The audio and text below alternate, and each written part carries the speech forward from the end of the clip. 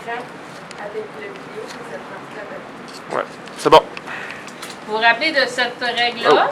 En tibial, on l'utilisait comme ça, au TSP.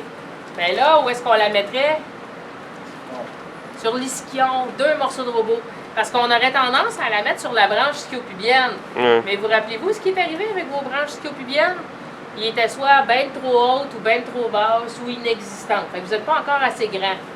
Okay? Mais ça peut aller à la branche ischiopubienne. Okay. Mais tous vos ischions étaient bons parce que vous aviez la main là. Fait qu'on va le prendre par rapport à l'ischion. Je vais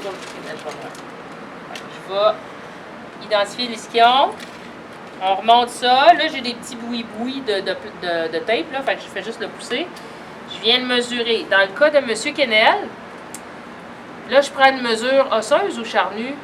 Charnue? Oui, mais qui est osseuse. Que du, là, c'est pareil. Parce que là, c'est directement au bout. Fait que j'aurais pas besoin de prendre les 2 mesures. OK? Fait que je viens mesurer ça. Je me suis assuré que ça, c'était vraiment palpé dans l'ischion. Je suis allée le palper, puis je l'ai mis là, puis j'ai remonté ma petite plaque jusqu'à temps que je sois à côté. Je ne fais aucune pression. C'est bon? Good. Fait que ça donne la mesure ischion bout. C'est bon? Là, je vais aller faire ischion sol. Peut-être pas mesurer. J'ai pas les yeux de Superman, hein? Je suis pas capable de voir à travers les affaires. Fait que je mets mon 0 sur mon doigt. Et je vais aller palper à l'ischion. Ischion. Sol. Puis là, M. Kennel a conservé ses chaussures. Fait que je suis allée mesurer en haut de sa semelle. Ah. Habituellement, c'est une mesure nu-pied. Mais là, vu qu'il y a sa chaussure, j'ai tout simplement arrêté de mesurer à sa semelle. Ça donne la même affaire que tantôt. Vous n'avez pas grandi. Non. Là, c'est vrai. Là, on va rouler. Là. C'est vrai. Là.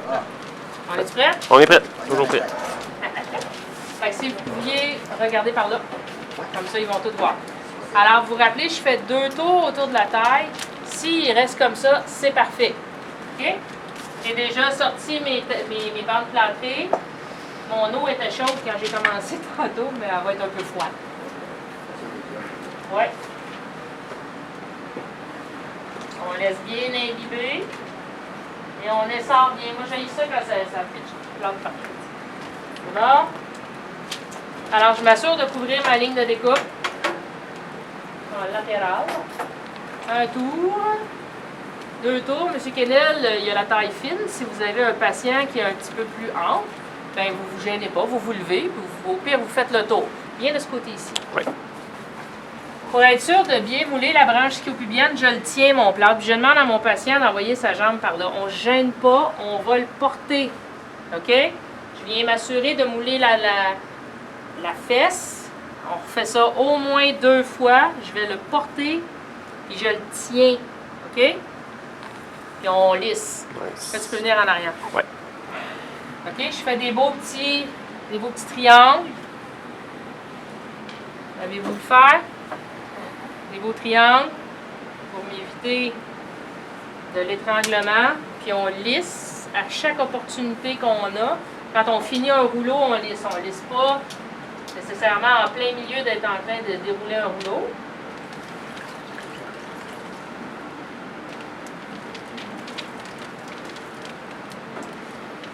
OK, je m'assure d'aller le porter dans la branche. Je n'applique pas beaucoup de tension sur ma bande plâtrée parce que sinon ça fait des étranglements, on les voit déjà là.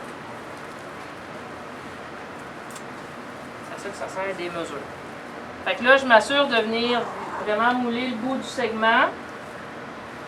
Je laisse sortir mes petits bouts de tape. 2 rouleaux, ça va être en masse pour M. Kennel.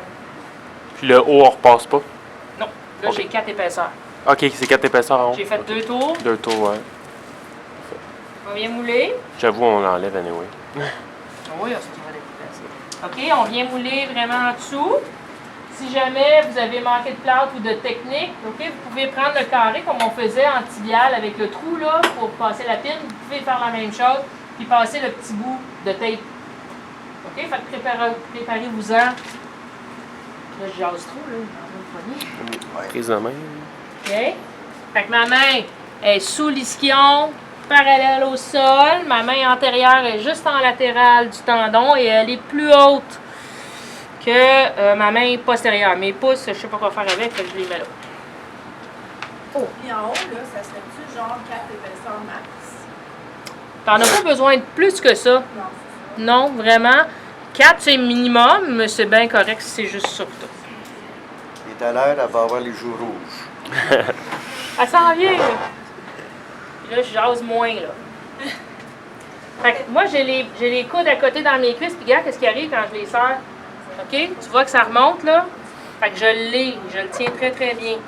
Là, mon coude, mon poignet, il est plié, mais il est dans l'axe. C'est juste parce que je suis trop grande. Tu sais, techniquement, il faudrait que je sois plus comme ça, là, mais... Maintenant,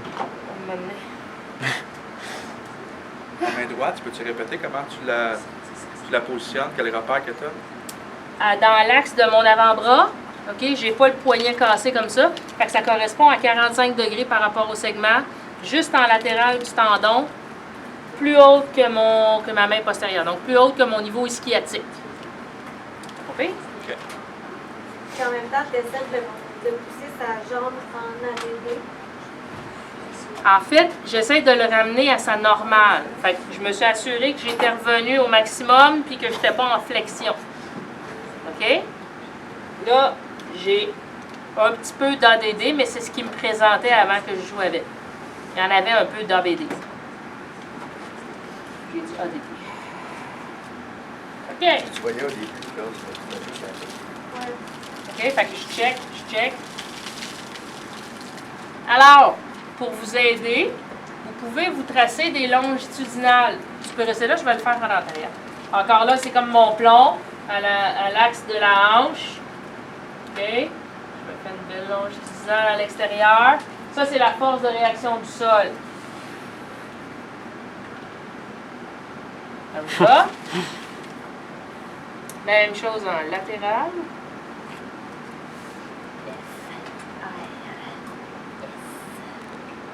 OK? Fait que ça vous donne une référence. On la voit bien, là, sa flexion. On la voit un peu, son abduction. OK? Ouais. Fait que ça va vous aider à vous situer.